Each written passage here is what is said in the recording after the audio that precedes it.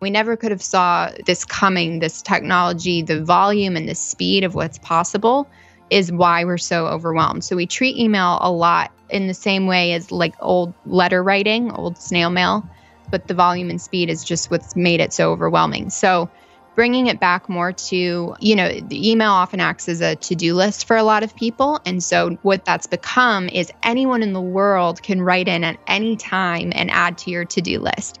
And that's an impossible expectation to keep up with. This is the Ideas Lab podcast, where you can learn from great creative and entrepreneurial minds how to turn your ideas into original businesses, books, and brands. Because in a crowded world, it pays to stand out. This is your host, John Williams, best-selling author and founder of the Ideas Lab London. Just imagine that you never had to look at your email inbox, read or reply to any emails ever again. How much free time would you have? What could you use that time for in your business or in your personal life? That is a question I explored with Claire Giovino in today's episode of the Ideas Lab podcast, because she has set up a business to do exactly this for people, to make it possible. She launched Inboxdone in 2017 and has grown the business to multiple six figures in just 11 months with zero startup capital. She currently manages a growing team of remote inbox managers and upwards of 3,000 plus emails a day, all while traveling the world, or at least until recently. So I wanted to ask her, what are we all getting wrong about email? And if we want to move away from our own inbox and stop it dominating our working day, how do you really outsource something that is so fundamental to what we do day in and day out? And also want to find out how Claire has made such a success of Inboxdone and how she's made that work in a partnership with Yaro Starak, who is one of the founders, one of the pioneers of internet marketing and blogging. So it's going to be a great episode. Let's dive in.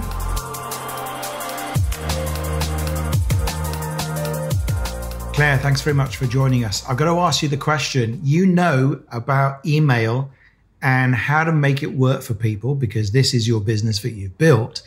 What are we doing wrong with email? I'm a disaster area of email. What are people typically getting wrong with their email inbox? The most common issue for myself included is rereading the same email multiple times and taking no action with it. So on average, it's, 3 to 4 times per email, which is just wasted energy, wasted time throughout the day. Even if we're not consciously aware of it, our brain is still lodging that one email up in our brain, which is causing clutter. And then you add hundreds of emails to that. And that's what creates those backlogs in our inboxes too, because we don't have clear set rules for how to handle each email. So what you're saying, that's really interesting. I hadn't really kind of connected the dots between multiple readings and this, this build-up in your inbox. But what do you mean by rules? What kind of rules might you apply to emails? Yeah, so some of them we do automatically. You already have rules in your head for, this is an email I always delete. This is an email I always forward. This is something I always file. But some things we've just never taken the time to say, okay, this is the template that will always be sent out when I receive this type of email. Or someone else on my team can handle this. There's no reason I need to be handling this. This will always be a forward. And so a lot of people they unconsciously have created rules in their head, but just have never documented them. And so if you're looking to teach someone how to handle your email, that process will either be drawn out of your head or created with somebody. Okay. Yeah, that's interesting. I've been frustrated, and I don't know if there is any technical solution you know of for this, but there are certain emails I want to always forward to the same place. And there doesn't appear to be any way to do a keyboard combination that says forward this to this person. Right. So you can create a filter for that easily. where it will skip your inbox entirely, because the goal is for you to have to sift through as little as possible in your inbox. So you can set up a filter that will forward it to the address you want it to go to. And then it will add it to if you don't want it to delete or disappear, it can also, the filter can also put it in a specific folder for you too. Yeah, I mean, the challenge for me is that I've got so many things that class as receipts. I want to, whenever I see a receipt, forward it to my receipt system, which scans it. And but the problem is you can only set up a rule dependent on the content. So I'd have to do it for every kind of receipt I ever receive. And I'm too lazy to do that. Well, that's where the psychology of it comes in, which is the most interesting part to me. Honestly, this is never like a industry or field I thought I'd be getting into, but the psychology of setting up a system to begin with that serves you for the rest of your life. It's a little bit of overcoming that hurdle of, okay, this is going to take a little bit more time now, but it's going to save me hours and hours of time down the road. Yeah. Okay. Valid. And so what you do for people with Inboxdone is you take people's email, just to take email away from people, people can outsource their inbox to somebody else, to you, or to your business rather. But I imagine there's a lot of resistance. I think people would have all sorts of fears around that. I immediately think, like, I'm not a person who thinks in terms of systems and processes, which you have a feeling you probably do. And so to me, it's all one massive, unsystematic mess that I could never apply any rules to. So some of that, for instance, how do I separate the stuff? For one of the first thoughts occurs to me is sometimes I get private emails and they come to my same account. And, I can't stop my friends from using an email address that they poked into their email program 3 years ago. They're still going to email me about something. So how do I separate that out? And, and then, like, can people really answer for me? What if something falls through the cracks? So are these kind of things that you have to deal with customers all the time? All the time. Yep. And there's some technical answers to what you said, and then there's some psychological answers there. Some people will never be okay with it. The inbox is a very personal space, and so that's totally fine. But for the people who are ready and open to the process, people come to us when they feel overwhelmed with their inbox or they realize what a time suck it's become. But kind of the more hidden pain point that we're solving is finding you somebody who has been trained and who is qualified and who knows all the systems, so you don't have to know the systems. Like, that would not be your job as the client to build the systems and know what questions to ask. We're going to ask all those questions for you and draw the information out of you and what already lives up in your brain. But yeah, all that resistance is there. It can be, the resistance of, well, I'm the only one who could ever answer this type of email. It's not quite true. When it comes to your specific niche of expertise, yes, no one's ever going to replace you and, the overlap of all your skill sets. And, but you can train someone to think like you. And so that's what we're really doing, is bringing in this assistant who really becomes the representative of you and your business. And instead of just delegating to them, they're learning how to make decisions like you in the inbox. So it's really, a lot of people are looking to clone themselves in the inbox. And that's our aim. And that's what brings about the assurance and the trust once they see that process playing out. And people responding just like them or even better than them sometimes. Right. Oh, that's interesting. Yeah. Yeah. And what's I suppose I'm still getting my head around this. And you do that by a process of determining, okay, so let's dive into this a little bit. If I was going to sign up with Inboxdone, what are some of the things you would work with me to do at first? In how do you approach that onboarding process? Because at the moment, it seems like, some sort of magic I don't understand.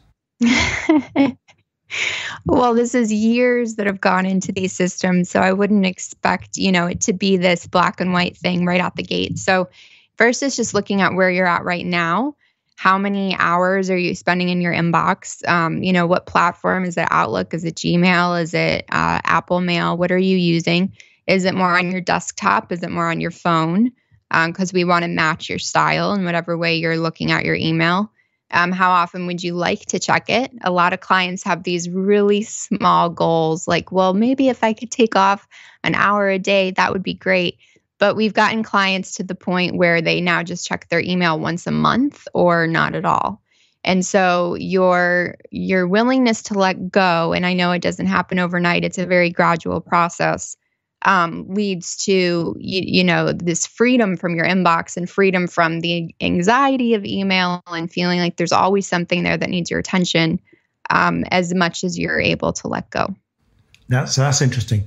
Presumably, some of those, it's not like I never want to see those emails. There must be a point at which they come back to me, ask, the person who's working with me in Inboxdone would ask me what response is appropriate or something. I mean, how does that work? Yeah, exactly. So one thing our clients say a lot is, I want to be out of my inbox, but stay in the loop. So it wouldn't give you peace and assurance to not have to do email anymore, but have no idea what's going on in your own business.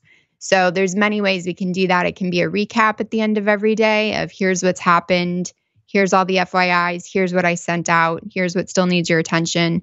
Or we have some clients who they can't help themselves. They still log into the inbox all the time, but just the knowledge that they don't have to actually do anything is huge. They just see everything being handled for them. Okay, I like this. And presumably I can get that. I like that daily summary. And I can't imagine what I do without all that stuff to do, which is an interesting question, isn't it? Yeah, that's the question. And that's what we ask. One of the first things in the onboarding process is, we promise we're going to get you so much free time back. So how are you going to fill that time? It's this, email is like one of the ultimate procrastinators, that keeps us feeling busy and productive, but not ever quite moving us towards like the big goals and the big things that we want to create. Yeah. I mean, I noticed when I moved to Gmail, and I was a little bit reluctant to do it because I think it's a little bit kind of clunky, but I know people are big fans. In algorithm terms, it's great, but it just looks ugly, and I don't like ugly looking things in technology. Yeah. And so, but I moved over to Gmail, and I discovered it was saving me something like 2 hours a day, because with the automatic filtering of the spam filtering is a lot better, first of all, than I was using Apple Mail. And spam filtering is a lot better. But also the sifting into promotions and updates is really useful, because the number of stuff coming into my actual inbox, for anyone who doesn't know Gmail, is now quite small. And what I do is, particularly when I'm busy, like when I got a deadline or I'm traveling or something, if I just keep up with the main inbox, I know that life's not going to fall apart usually, unless something sneaks into updates that's actually quite important. And like British Gas says, we didn't receive your last payment, we're going to cut your gas off or something like that. It's good falling under updates because that's where their normal updates come from.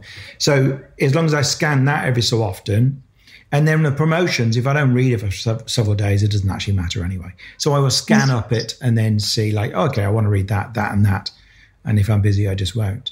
So already I can see how that level of sifting, I was quite shocked that I was literally saving.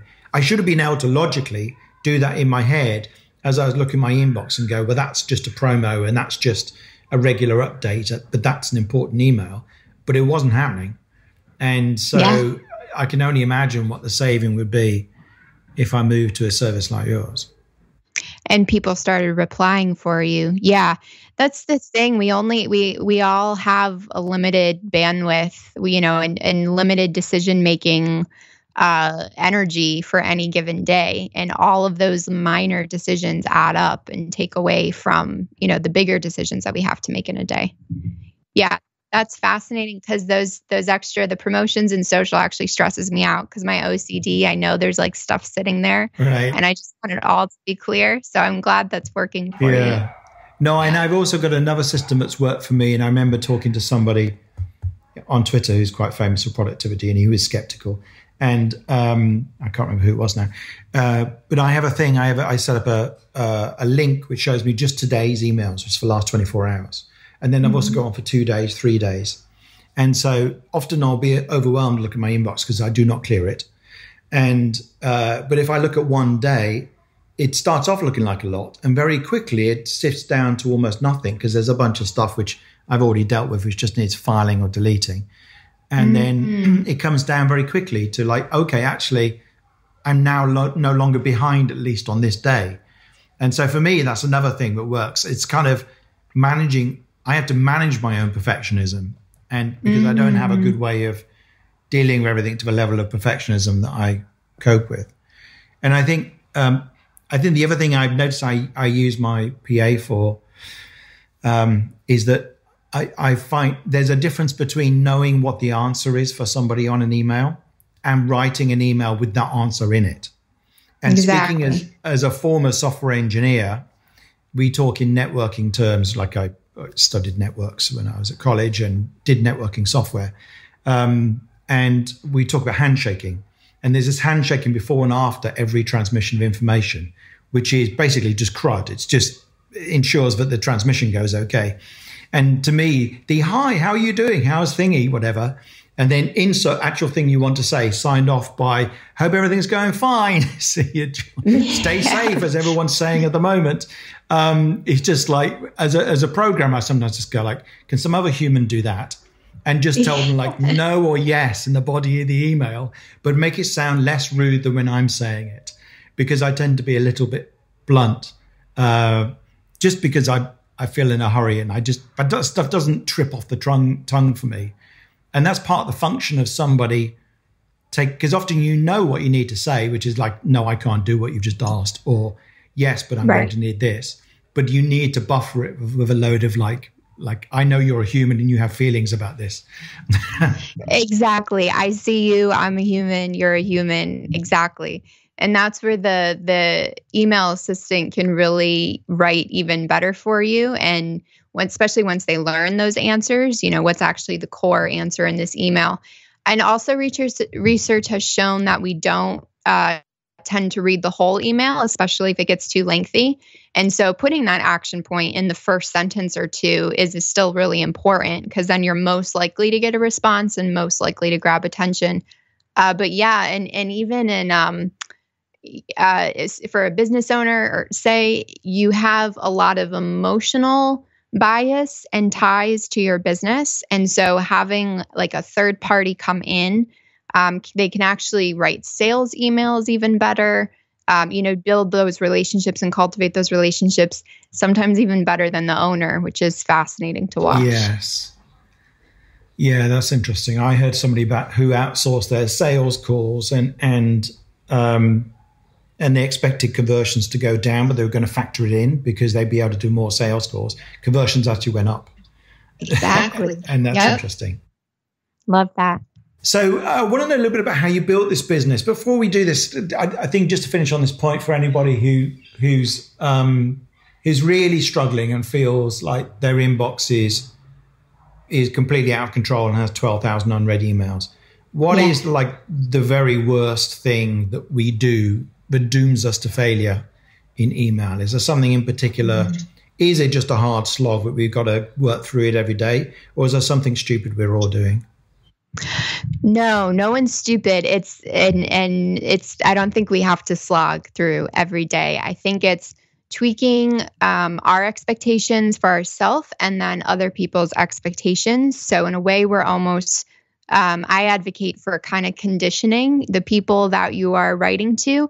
If people get used to hearing from you within 20 minutes, then that's what they're going to expect. And that's, the pace at which they're going to communicate with you.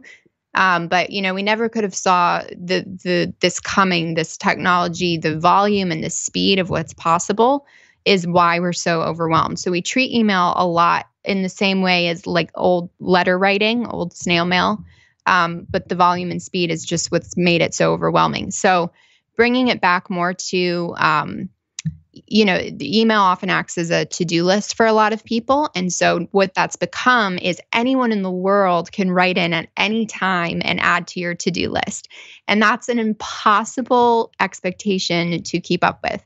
And I understand if you're in a job and, there's certain expectations about response times built into your job, that's one thing. But there are still ways to work around that. And so really figuring out, okay, is an hour response time expected of me? Is 24 hours okay, which is what we advocate for? And then just realizing you do not have to respond to every single email. You really don't. And being that intentional about, choosing where I'm going to put my time and focus is, right out the gate, one of the most important things you can do, alongside minimizing what's actually coming in. And so you can minimize by doing mass unsubscribes or setting up all those filters so the volume of what you're actually seeing every day is reduced too. Right. Okay. That's some good tips. I like that. So how did you, this business is doing very well now and of Inboxdone. And I'm interested in the journey because I help people start businesses. So I'm curious how that was the formation of that. Did that come from you working with Yaro Starak, providing a service for him, or what was the beginning? When did you first think this could be a business? Yeah. So Yaro was my client for a while before we decided to launch this business together. And essentially, Yaro's been ahead of the game in that he outsourced all these different parts of his business.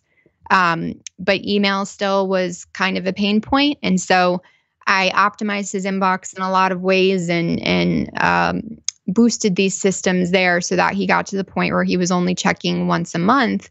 And we kind of wondered together if we combined our mutual networks, could this be what I had done for him? Could we package it up and sell it to other CEOs, professionals, business owners?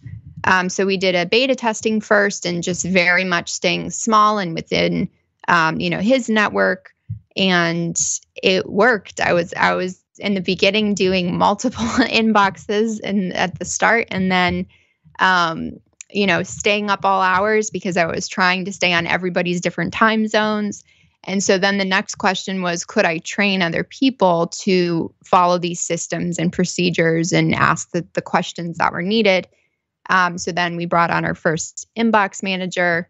And now, we have a team that's constantly growing of inbox managers from around the world. And so when you started, were you just providing it for Yaro yourself? Was that the idea? Mm-hmm. And so that's interesting, isn't it? Because I'm always interested in that path of from idea to business. And you did something which I often recommend to client, which is, you first of all, you create a business that was based on something you're already doing, but you proved it by, first of all, doing it for Yaro and then doing it for a small selection of his clients and delivering it yourself, and then going and hiring other people and proving that you can get them to give as good a service as you. And now you probably have all sorts of other fun challenges like scaling a business and changing your role in it and managing a team and all that kind of stuff. Yes. Yeah. And I never wanted to be the bottleneck of this business. And that's ironically what we see in our clients is for as long as they are the ones doing their email and feeling like they're the only ones who can do their email, they often remain the bottleneck and it prevents that scaling from happening. So now the biggest focus is the building awareness because all of those tiers of management have been built and all the systems are in place. Wow. And what's your plans from here? You're taking on new people all the time, I assume. I mean, where do you see yourself going next with it? That's a good question. I am very into slow growth. I've never been in a hurry to expand or to scale. I think Yaro and I balance each other out really well in that way. And so, I have no plans beyond, keeping it a boutique service because I love the relationship building that happens and the relationship between client and inbox manager. These relationships have now been going on for years. And, they've become such a crucial part of each client's team. And so really focusing on that relationship cultivation, I think aligns with that slow growth. But But yeah, you mentioned before the benefits of aligning with a partner when you're starting a business. And that was a huge part of it. Is I love being able to bounce ideas off of Yaro and talk with him. And I know the growth has come because of our interaction, our collaboration, and tapping into each other's, mutual audiences too. And I think that's really, it sounds like you're good kind of different personalities and you complement each other. And he has a big following because he was one of the pioneers in blogging and internet marketing from God knows, 20 years probably. And you sound like more of a systems and processes person. He sounds like a typical speedy, creative entrepreneur who has a billion ideas. And so that's a good combination. And he's got his massive following are exactly the kind of people who need you and your service. So I think that's a good lesson for anybody who wants to start a business. Find a partner who brings a complement. Because I think what often people do is they partner with someone who's exactly like them, like their friend. It's like, oh, we're both creative. Let's go and create this business. It's like, well, now who's going to remember to file the insurance forms and everything else? All that stuff gets missed. Exactly. Yep. And he's very aware of, knowing what you're good at is as important as knowing what you're not good at. And hiring was one of the things where he knew he needed someone to step in for. So yeah, there's that awareness that your partner can act as a mirror in a lot of ways in your business. Oh, great. And are you effectively location independent, or do you go traveling a lot? I heard some mention of you. I do. Being a traveler. Yeah. But not at the moment, presumably, because at the time recording, we're all in lockdown. But this is, what do you normally do? You've got a home base, presumably, have you? Yeah, my home base is Portland, Oregon. That's where I am now. But yeah, again, that was everyone, I think, asking why you're starting a business. I think people think starting a business brings all this time freedom right out the gate. You don't have your 9 to 5 anymore and you don't have your boss, but it brings this whole other host of responsibilities. And now it's on you to, how are you going to fill each day and bringing clients. And so my initial motivation was just geographic independence and being able to live anywhere and work remotely. And then once I achieved that, I realized, okay, the next level of freedom is not exchanging my time for money. And so that's like the next level of freedom. But yeah, I was just in Paris for almost a month over the fall, and I was able to do that because other people were running the business. Yeah, and that sounds great. Yes. Asia is the place I normally go to. I spent a month in Bali at the end of last year and a month in Thailand, just as the coronavirus was taking off. And and despite the fact that I came home in mid-February when it was obvious things were going seriously badly wrong, apparently here we are in mid-April and we still haven't got enough of everything for what we're supposed to, like personal protection equipment and so on. It's bizarre when I was debating whether to go to Bangkok, which I was flying out of, and whether to travel around Bangkok because I thought it might be risky. And yet, so that's 2 months ago, and that was apparently not enough on the mindsets of our leaders in the world to actually get ourselves ready for things. So, well, hopefully we'll all be let out in a while, and maybe, I think it might be next year before we go on any big location-independent jaunts, people like you and I. Yeah. But that's been really interesting to hear about Inboxdone. If people want to find out more, I think you had, they go to inboxdone.com, first of all. And you said there was an offer of a free discovery call for someone who wants to talk it through. Yeah, inboxdone.com/discovery. That would just be, similar to what we're doing now, honestly, just answering any questions you have about how the process works, because there's usually a lot of intrigue and also a lot of how exactly would that happen. But it can also act, as a free consultation for just where you're at in your inbox right now. Yeah. Yeah, it feels almost a bit like handing your child over to a childminder, just like, this is definitely going to be okay, isn't it? Right, your baby. Yeah. Yes. Yeah, maybe I'm not a parent, so maybe that's a wildly inappropriate comparison. But anyway. Yeah. Okay, well, that's been great, Claire. Thanks very much. Thank you, John. Appreciate it. If you've enjoyed this episode of the Ideas Lab podcast, we'd love you to leave a review on iTunes or wherever you listen to your podcasts. And if you do, you have a chance of having your review read out by me as I'm about to do for Leslie, who left a lovely review recently saying, I love every episode of John's podcast. The guests are all really interesting and the topics ones I am unlikely to come across elsewhere. John is a really animated interviewer and I always feel like I'm in the conversation. Thanks, Leslie. And anything you can do to rate or review the podcast or share it with others will help other people to discover it. Thanks very much. Thanks for listening to this episode of the Ideas Lab podcast. Please do subscribe, and if you've enjoyed this episode, it would be great if you could leave us a review. You can get links and details of everything mentioned in the podcast in the show notes, along with photos and video clips from many of our episodes. Just go to theideaslab.org/podcast.